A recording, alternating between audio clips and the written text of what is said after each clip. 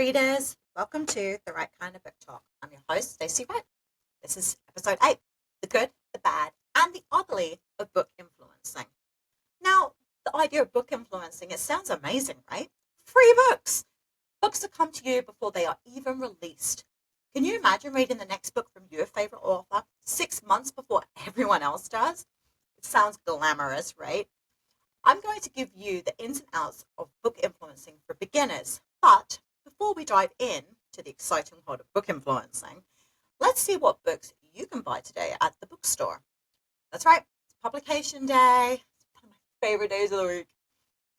So we have A Lifetime in 30 Days by A.C. Arthur. This one is women's fiction. A Perfect Match by Kimberly Cates. It's a small town romance. A Sky of Emerald Stars by A.K. Milford. This is a romantasy. Irish Soda Bread Murder by Colleen O'Connor. It's like a mystery sleuth. North is the Light by Emily Rath. Fantasy fiction, historical fiction. The Murder Inside the Mirror by Sarah Rain. It's a suspense gothic. The Resurrectionist by A. Ray Dunlap. That one is a historical thriller. I actually just finished this one last night. It was pretty darn good. Pretty darn good. The cover is like, it doesn't give a lot away with the cover, but man, oh man, it is a great book. So you should probably grab it. Okay, so you might be wondering what made me want to become an influencer. Well, in 2017, I was a stay-at-home mother to 2 little girls. My daughters were literally born like 13 months apart.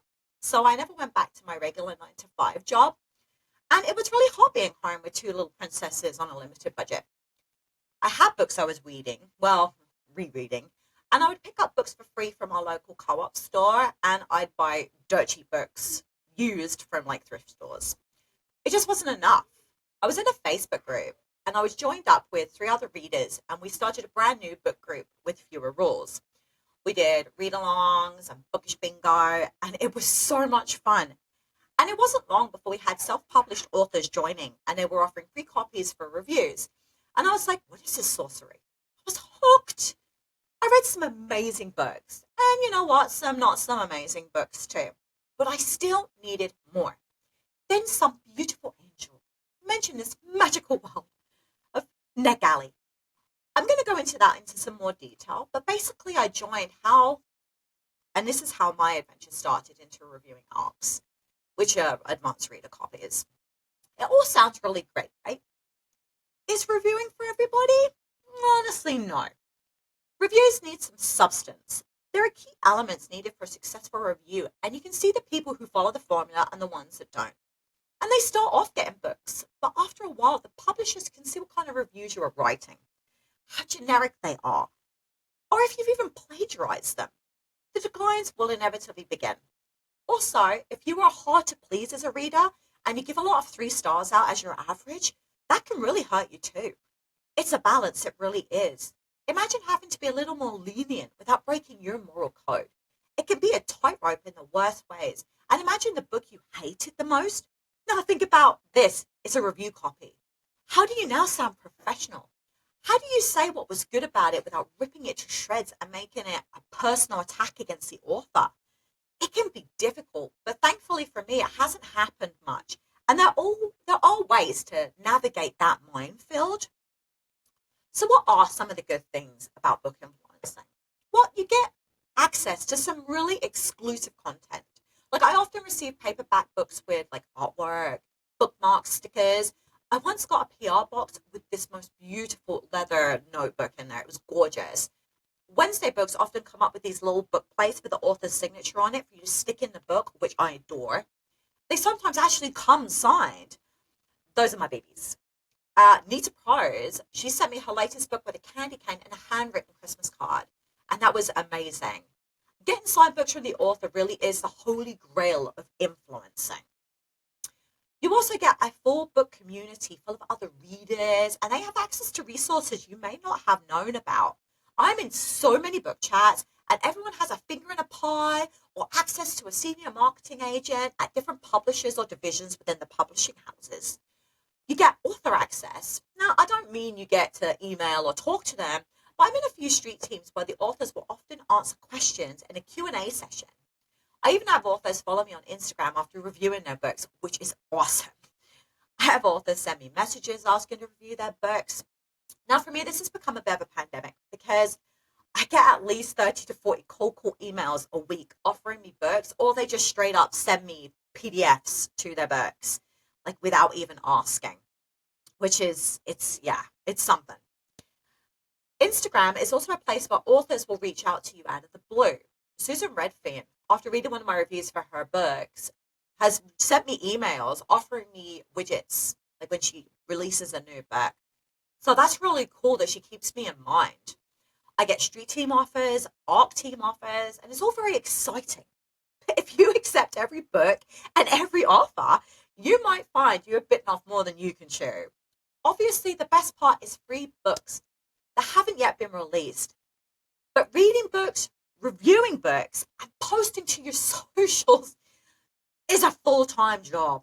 Trust me, I know. So you may be thinking, this is all awesome. Sign me up. But there are negative things about being an influencer. Like, for example, it's bad when the publisher sends you a book that is part of a series you haven't read and the book just doesn't work as a standalone. Now, at this point, you can either muddle through and hope you understand enough about the book to give it an honest and fair review, or you can go and find the other books in the series and play catch up. Like, I got sent book 19 in a series, which is one heck of a commitment if the book needs the context. It's even worse if you can't find the books for free anywhere. I've gotten to the point now where I have contacts in each publisher, and they usually will send me widgets of the books if they can, which does help, but it's often not realistic, especially if they didn't represent the author beforehand. This is why I have the Libby app and Kindle Unlimited. Kindle costs me about $10 a month, so if you're looking to not spend money, you may end up frustrated with some of the books you are sent. Next, they sometimes revamp their programs and make you reapply, and you don't get back in. Like, I've seen this a lot happen on Bookstagram, especially of late, and it can be a real nightmare for some of the reviewers. It's not fun. I've also seen where the influencers have received the first 2, 3 books in a series, and then book 4 drops and they're declined, even with high praise. Like, they love the series, they still miss out, and that can be really disheartening.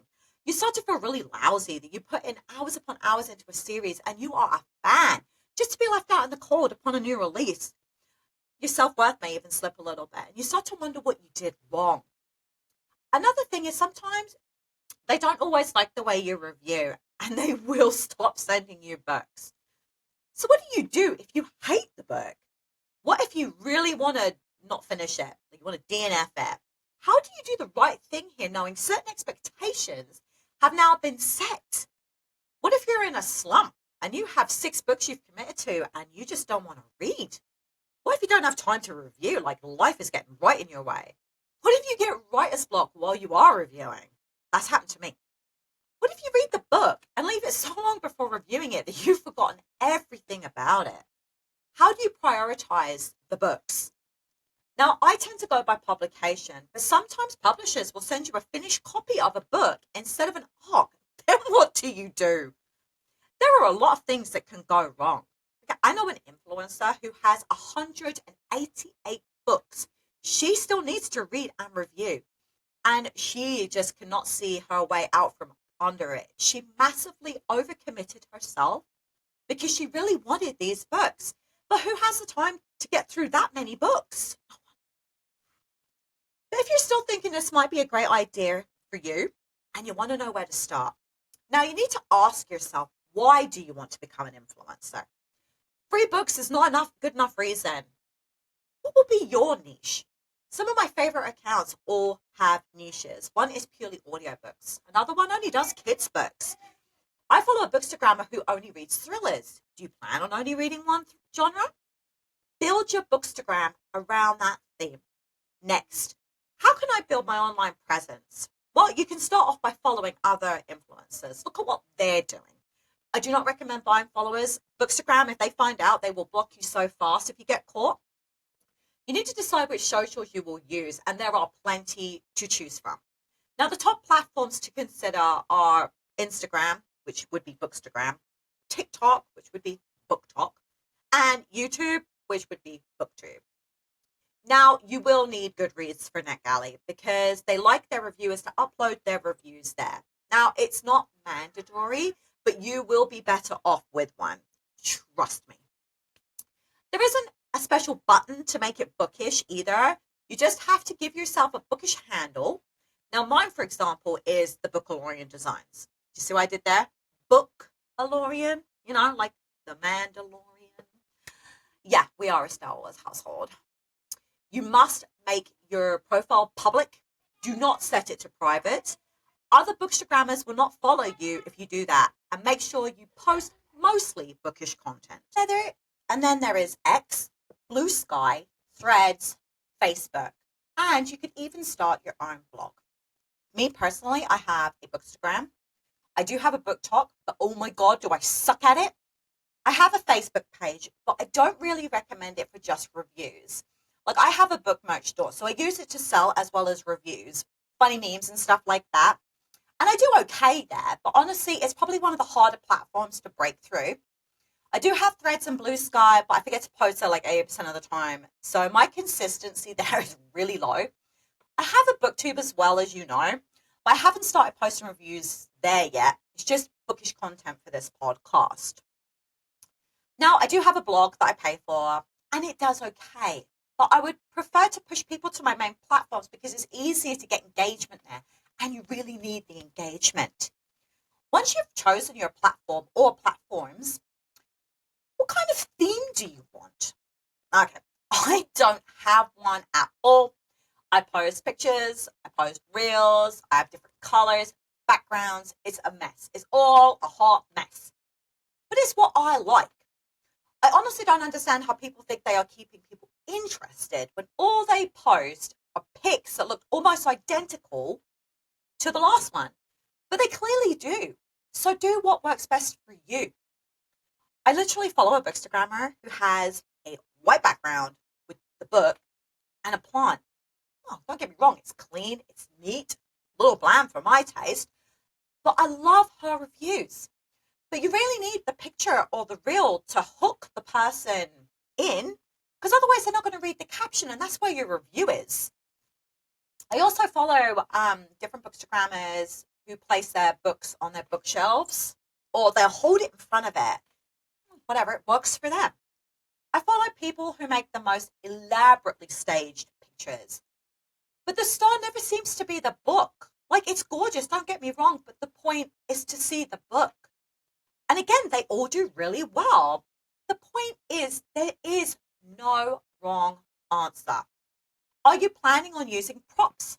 What kind of background are you going to use? Whatever you do, have good lighting.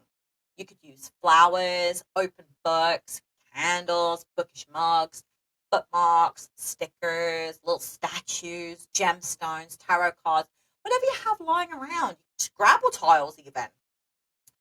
How often am I going to post? Well, I post twice a day on Bookstagram, once on BookTok, and I often take a couple of days off from BookTok.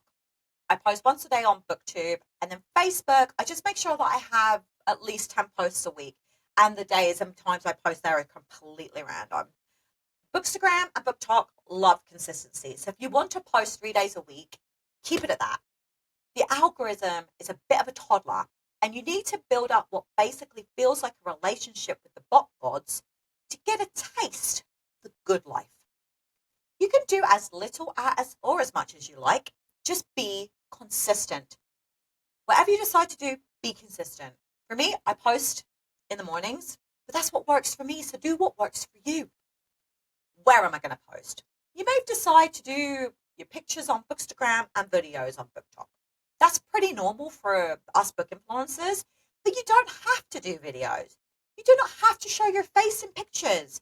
Do what's best for you. Do what works for you. Do what feels comfortable for you. It's your page. That's pretty much the grassroots of building your socials. It's a necessary evil for influencing. And don't forget, you're going to need the Goodreads. Even if you use Storygraph, and even if you hate it, and you have to be willing to post to places like Amazon, BookBub, Barnes& and Nobles.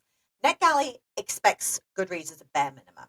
Posting, engaging, and finding new followers can take up hours a day, so be smart with your social media time. Be active with the liking of other bookish posts. Comment on posts. Follow influencers, anyone that has bookish content. Now, you can do follow trains, and they do work. And if you come follow me on Instagram at Bookalorian Designs, I can show you where to go for those. Just send me a message. If you're still on board with the influencing at this point, let's see what you should do next. Okay, so to start with, you're going to go to the NetGalley register page. So as you can see, I've already filled in my login name, right kind of bookshop, pick the password, first and last name, obviously, your email address that you want to use, the country you are in, and your member type. Now, member type, you can have the choice between bookseller, book trade professional, educator. So if you're a teacher, the good one, librarian, media, journalist, or reviewer. I'm obviously a reviewer because none of those other things. And you're just going to click all the doodly doodlies and hit the register button, which I am not going to do because I am already registered with NetGalley. So what I'm going to do is I'm going to switch you over to my actual page. So I'm going to stop sharing the screen real quick.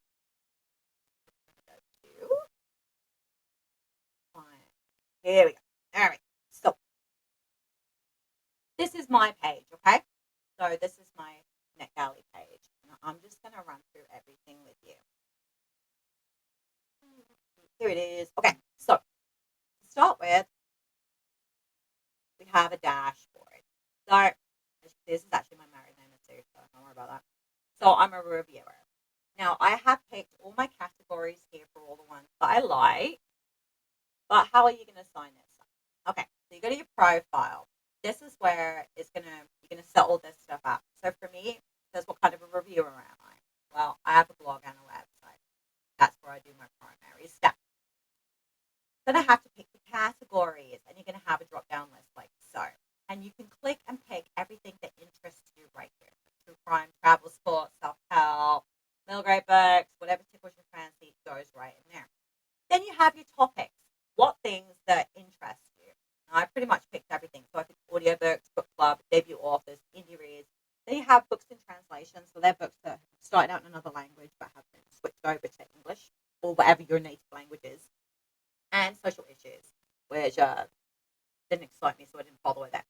Okay. And then you have your bio. This is where you have to put in all the information that matters to you and to NetGalley so that they can show publishers all the pertinent information about you. So I wrote that I'm a disabled stay-at-home mother, which I am. I have a book business, and I have my booktube for my podcast, obviously. So I'm a website blogger, massive social media poster as well. Okay. Then I talk about my socials. So I have a Facebook page. I have 2,466 followers there, and I'm growing it. And then I list what the link is. That's really important to link everything in there so that they can go see real quick. And it's easy. So I list my Instagram account here with what it is, how many followers I have. Same again with my TikToks right here. I try to be funny because that always helps. My LinkedIn page. Now that's not necessary to have a LinkedIn page. It's my business page. So I added it because you can also add your reviews there. My Goodreads, how many friends I have there. The website for my blog. Now this is really important. Emails to be sent to. So if they want to send me a widget, they have to send it to the email that is linked to my Amazon where my NetGalley is linked. This is so if they have any questions to reach out for paperbacks. So I have both my emails on here. I talk about what kind of reader I am, how often I post, the fact I have a degree and I went to Christchurch University and I studied there for a long time. Passionate about books. I have my own Facebook group. Blah, blah, blah. And then down here, it's like where I share my reviews. And this is the list of places where I do. And then the primary audience is Instagram, obviously, for me, because that's where my biggest following is. Okay, so once you've dealt with this, because that's the information that the publishers need to know. Now, I'm going to show you the best place to start right here. Okay? So you're going to go to Find Titles at the top right here. Okay, So on this side, you have find titles. You can browse the featured, your favorite publishers once you add them, your auto approvals. That is a publisher who will say yes regardless, and they're already read nows for you. But I recommend going to the read now section. I'm just going to click on that and show you if it ever loads. Man, but it's not usually this slow. Okay, apparently it does not want to do that.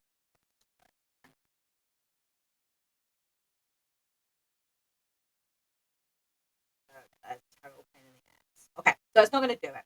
But anyways, when you click on a read now book, I'm just going to click on recently viewed audiobooks.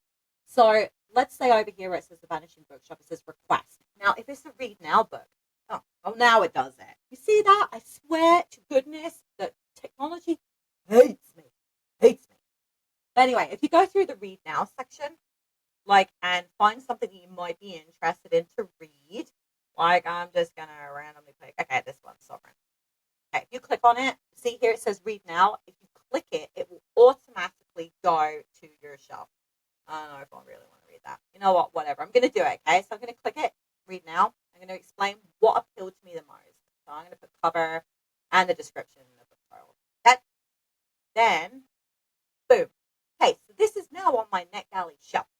So it tells me what the title is, when it's going to be published, by February, when it's going to archive. You must download the book before March 20th or you will not be able to read it.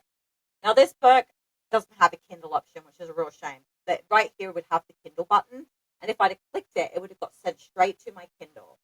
But it's the only place it can go is to the NetGalley shelf, which when you sign up for NetGalley, if you go to your phone, it's a free app and type in NetGalley shelf and put in your credentials for NetGalley. All of the books that you get will be put there for you if you don't have a Kindle, which is really handy. It's where I actually do all my audiobook reading. Okay, so now this is all the books that have already been accepted for that need to be reviewed. So when I'm ready to review the book, I got this one right here. I click the give feedback button. I always type my reviews into Google Docs to make sure there's no spelling mistakes. And then I cut and paste it.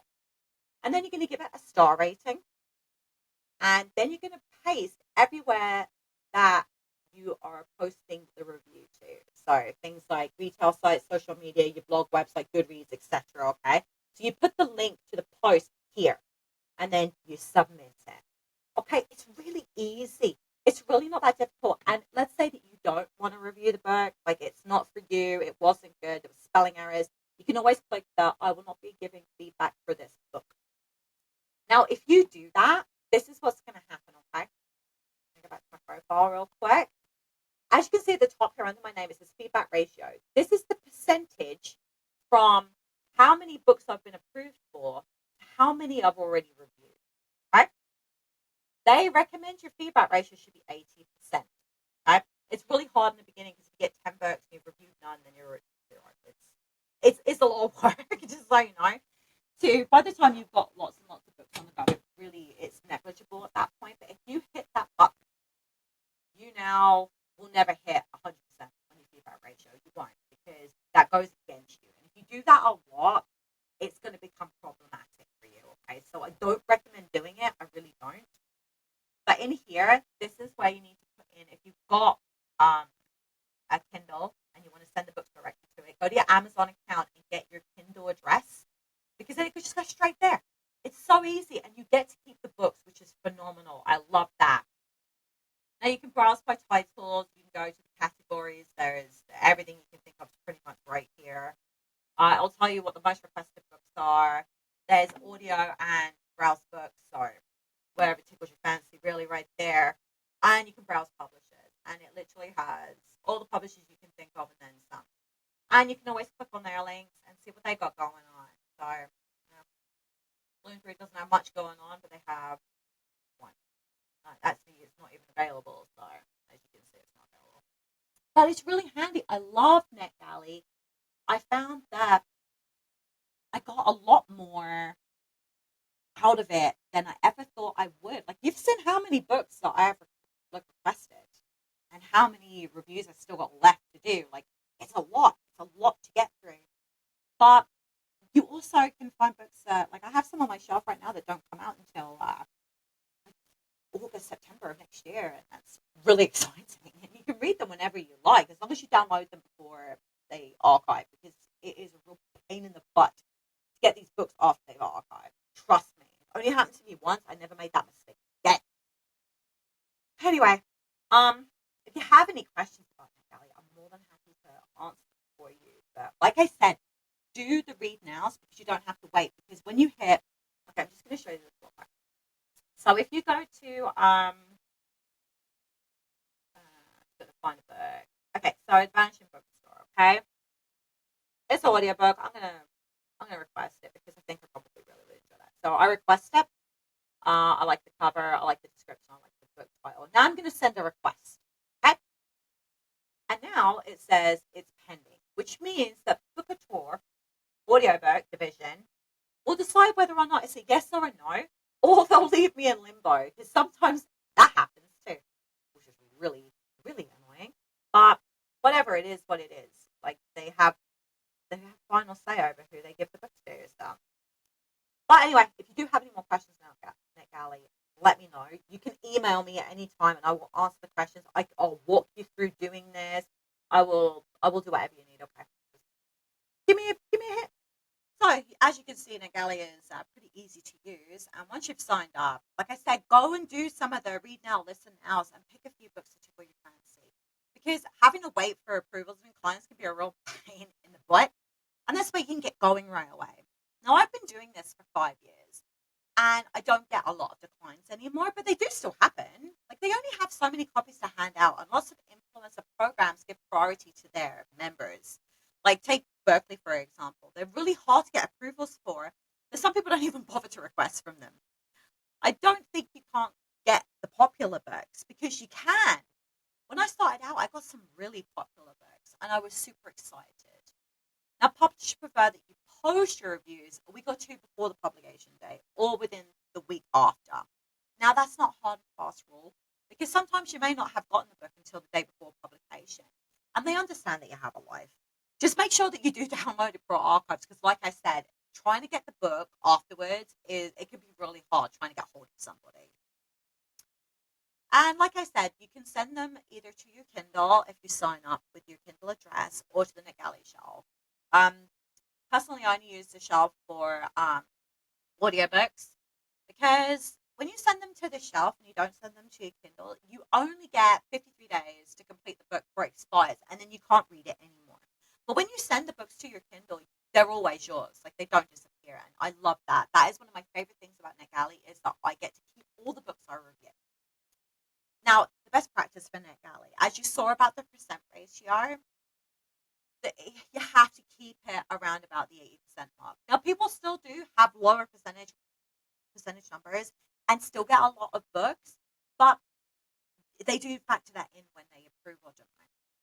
Now, here's some answers to some of the frequently asked questions about NetGalley. So, what is NetGalley? It's a place to read books before they are published from a wide array of publishers, and it spans multiple genres. How do you download the books? Like I said, each one, I won't say each because not all books have the option, as you saw, but most of them have a send to Kindle option, which is just a little Kindle icon. You just click it, it does it automatically. Or you might end up having it where it just says you can get the PDF or read on your shelf. It's rare, but as you saw today, it does happen. Like, it's a real pain in the badushka. Now I can read it on my computer or I can read it on the shelf. What is a widget? Because I have mentioned this before. Well, this is a link sent by the publisher or the author directly, inviting you to read the book, even if you haven't requested it. And you don't have to say yes, just so you know, you're not obligated. What is a read now? Well, as I showed you, those are the books that you can read now to improve your ratio. But keep in mind, downloading them can make your ratio drop if you have too many of them and you haven't kept up with your reviews. So balance, people, balance. Make sure that if you're reading the books that you're reviewing them in a timely fashion so you can keep that ratio level. How do I get auto approvals? Okay, well, this one I can't even answer because it really depends on the publisher, and we're not quite sure why they pick and choose who they do. Like, I have probably 7, I think, auto approvals. I couldn't tell you how I got any of them, except Book Tour because I kind of hustled them into doing that one. Okay, so here are some review tips for you. Be honest about your thoughts on the book. Constructive criticism is never bad, but remember, it's about the book and not the influencer because some people will attack the author directly, and that's just a big no no. Just give a short summary of the plot and not like a whole long explanation, okay? We don't need you to summarize the whole book, okay? Just a little blurb. Your reviews can be short or long, just as long as you've made it clear what you enjoyed about the book. Talk about what you liked, even if there were some parts that you didn't like, because publishers are looking for you to tell them about both. Avoid spoilers. I hate spoilers. Share reviews on whatever platforms you use. Pay attention to the publisher's requirements for when you post reviews.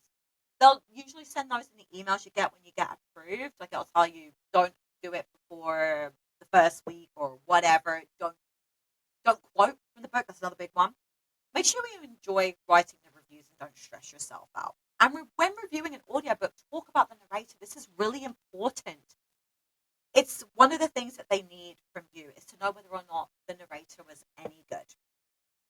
Tips for your profile. So you remember when I did the bio part?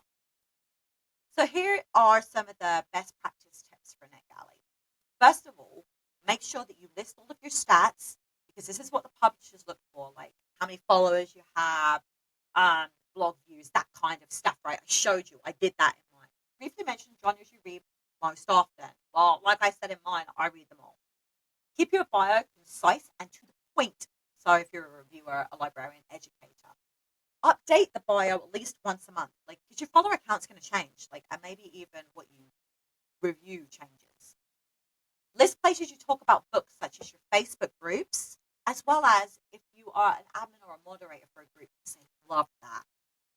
Read the approval preferences for the publishers so they know what they're looking for. So you know what they're looking for because they don't care what you're looking for.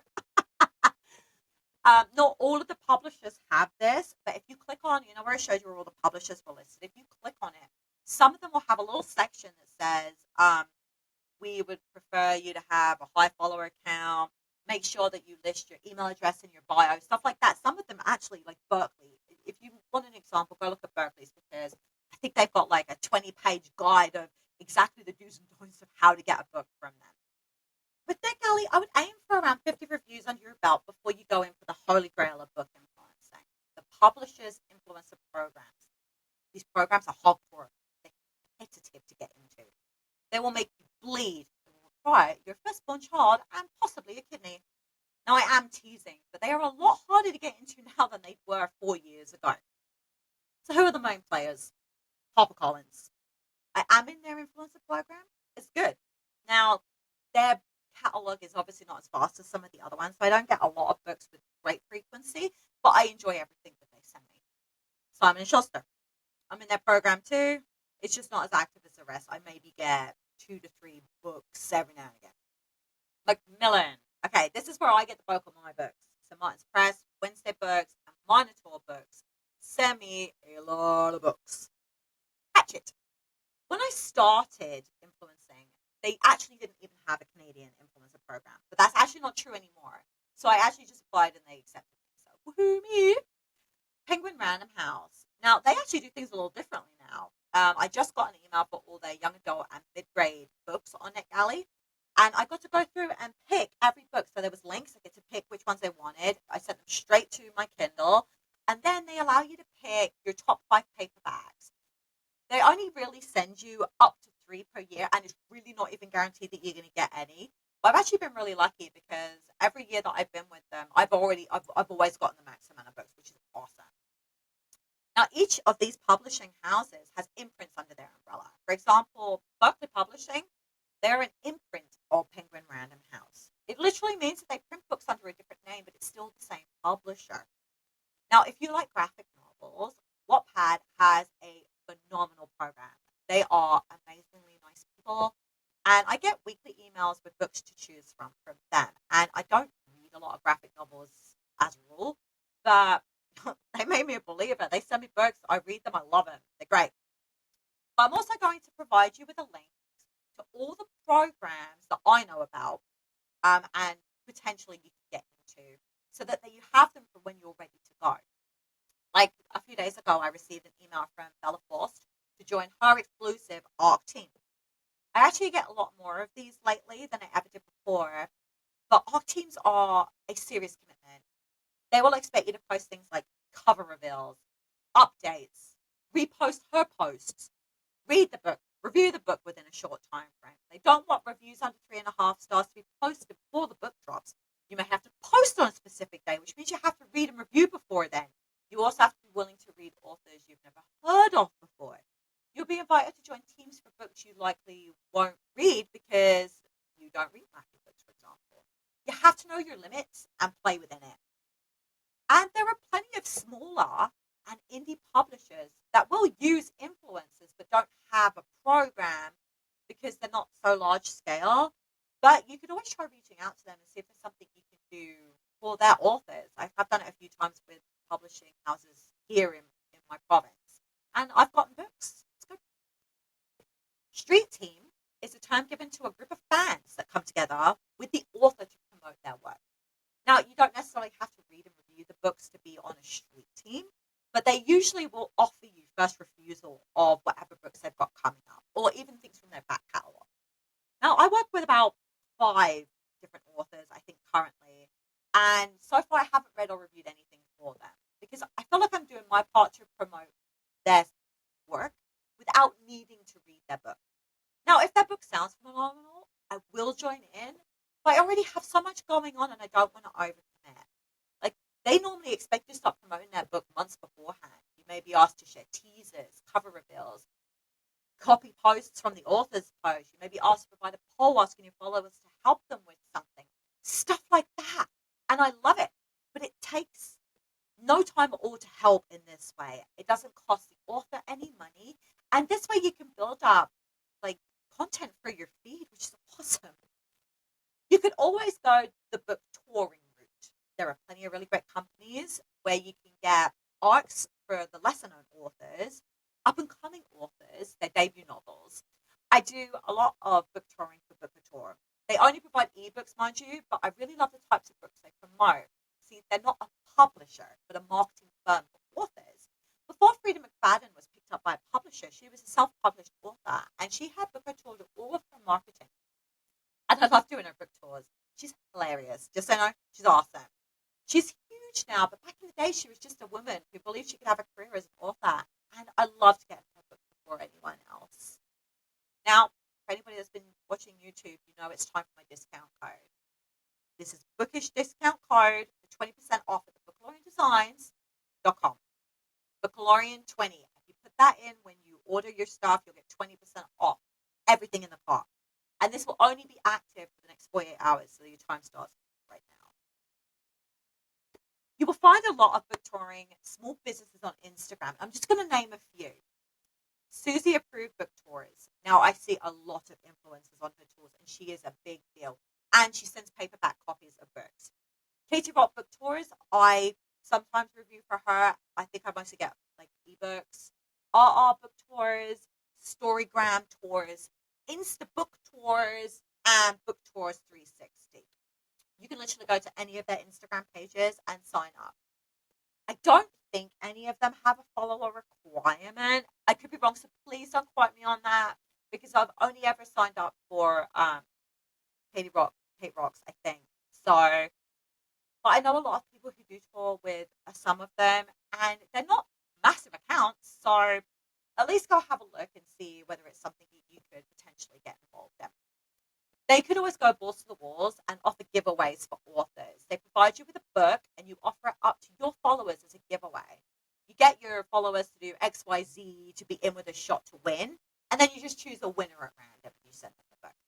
Like I've got one coming up myself for an author, but we've had a postal strike here for weeks now. So I'm waiting to do it until like that all clears up.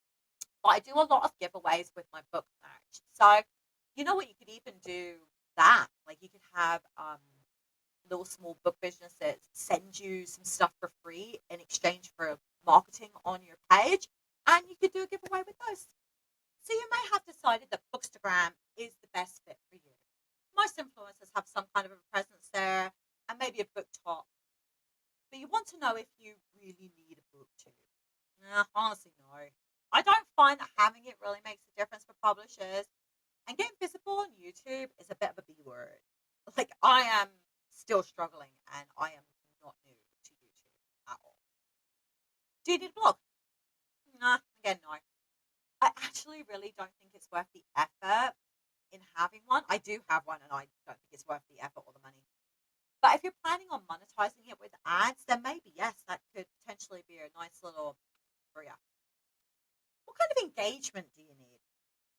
Honestly, if you look at the engagement rates for most, like the big influencers, it's always less than 2%. The larger you get, the smaller that number will be. So I would try and aim for around about 2% when you get over 10,000 followers.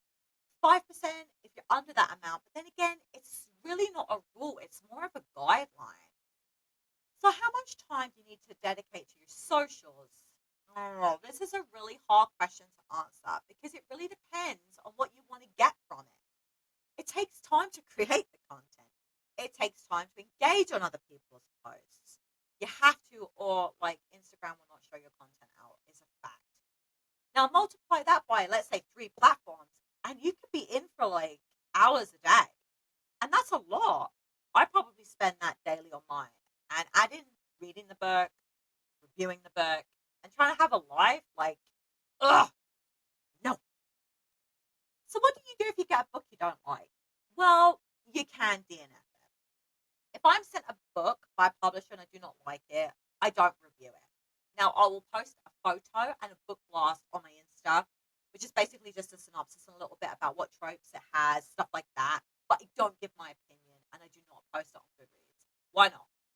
Because I don't feel like I should be saying bad things. Now, this is personal for me. You do you. There's lots of reviewers that will be brutally honest, but I have learned that my opinions are just that. And I would really hate to see a book not get read by someone who may have otherwise loved it because I didn't get it. Like, I don't yuck other people's yums, and I don't like to be negative. Now, Gone Girl and Silent Patient, these books I have mad hate for, okay? But I bought them with my own money and of my own accord, and I was really mad I spent money on them, just so you know. Do you read all the books you are sent? Yes, I do. Now, there's been a couple of nonfiction books that I really wasn't into, like, not my thing. And I skimmed the chapters so I could get a sense of what the book was about. And I do try and read everything I'm sent. Someone has taken the time to send it, someone has taken the time to write it, and someone has paid out money for that book. You can always say no to being sent books. You do not ever have to say yes. And you're not going to be penalized for that. So how often do you post? Like I said, I post twice a day. I have a book merch store and this podcast, so I am posting all the dang time on all my socials. But I also have weeks of ideas on a board, and I often take pictures in advance. Do you get paid? No. But you get a lot of free books and sometimes book merch. Can you get paid? Absolutely. But you shouldn't be getting paid for positive reviews because that isn't the point. And Amazon will block you if they find out someone has paid you for a favorable review. But paid advertising? Absolutely. Sponsored ads are a great way to make some money from your bookish content. So if anyone ever reaches out for that, go for it. Is there a difference between being a book influencer and a book reviewer? Yes. Book influencers get books sent to them that they didn't ask for. Reviewers review books they ask for and or buy. It's a mild difference, but an important distinction. I probably receive 10 emails a week from authors with their books attached to emails or with links to their book funnels. Does becoming a book influencer change your reading habits? It definitely changed mine. I read a lot of different genres now, and subject matter I normally wouldn't have touched before. I read authors I've never heard of. Okay, so this is going to sound really weird, but I don't read the synopsis of books anymore. And I know that's so random, but I don't want a badly written synopsis to put me off or to spoil anything because I really hate spoilers. And while I understand trigger warnings are helpful for some people, I see them as spoilers, so I avoid that page too. I literally go by the cover and the title, nothing else. Not the gender of the author. I don't Google the author. I concentrate on the art of the book. This isn't how I used to pick books at all. I would look for the buzz. What's everyone reading? Like, I found a lot of the books that end up overly hyped. I really wasn't a fan of. Like, again, Silent Patient, Gone Girl, two of the biggest regrets of my life. And I paid full price for the Silent Patient. The problem is, I actually really like both the authors, so it isn't that. It was just those two books. Another thing is, I can really easily overlook grammar errors now. It used to really bother me, but after reading a lot of indie authors' books over the years, I realized that sometimes things do get missed. Now, I have received books that were almost unreadable, and that isn't acceptable. But a few spelling errors here and there, whatever, so I can give that a free pass now. So I've grown. I feel like I've grown as a reader. Nothing is really off-putting to me anymore either. But I also, okay, this is weird, I don't like to read books over 500 pages anymore, which as a fantasy reader is really hard work. But I find I prefer the length of my books to be a little shorter now, which is really interesting. More pages used to mean more bang for my buck. Like, I've changed a lot as a reader. Yeah, hugely, actually. I also started to read audiobooks this year because I find that some books aren't as engaging when I read them. So if the option is there for me to have access to the audiobook, I will do the old switcheroo and listen to the audiobook and see if it's just a book that sucks. Or maybe it just wasn't pulling me in the way it needed to. It also helps me get through my arcs a lot quicker because I can listen and work. Yes, I remember everything. No, it's not cheating. Move along. Do you have to read all the genres? Because this question came up a lot on Facebook. Because as an influencer, you assume that you'd have to, right? Wrong. No, you don't. There are plenty of influencers out there that only read one or two genres. Now, it may limit when you do come to join these publisher programs because, like, for example, Simone's Press, they don't tend to write and publish dark smut romance. And if that's all you read, like, you can see the problem, right? They're going to have nothing for you. There is absolutely no point joining their program. Now, you will find publishers that publish the books you enjoy, so don't worry. NetGalley is great because you can see the books by genre. You can always try Edelweiss as well. It's not as user-friendly as NetGalley is, but I heard it's really much easier to get approved on it. Well, I think I've given you enough to ponder today, but I can always do an episode on how to build your socials and more specific information on different influencer programs, how to write a wicked email to get yourself in. I will also do an episode on how to write a review, like the do's and don'ts, and how to keep it professional. Next week is the last episode of the year, and I will be giving you the lowdown on what books are most eagerly anticipated by readers in 2025. On Storm anyone? I hope you've enjoyed this episode. If you do, please give me a hit on that subscribe button. YouTube.com/at the right kind of book talk. You can also follow me on TikTok at right.kind.book.talk. Instagram at the right kind of book talk. Facebook at right kind book talk. No. Seriously, I really wished I could change that, but it's just it won't. That's it now. But like I said, you can also email me at the right kind of book talk at gmail.com and give feedback on any of the episodes that you've seen, or maybe even topics that you might like to see me cover. I'm always amenable. You can find the right kind of book talk on Spotify, Apple Music, RSS, Apple Podcasts, Player FM, Amazon, and anywhere else you can find a podcast. If you give me a follow in any of these places, you could be in with a chance to win extra bookish prizes. If you send a friend to my YouTube and they subscribe, you can double your chance of winning. Come on, it's free stuff, and that's open worldwide. It doesn't matter where you live. Have the reading day you deserve, and I hope I will see you next week. This is Stacey Wright signing off from The Right Kind of Book Talk. Have a good one.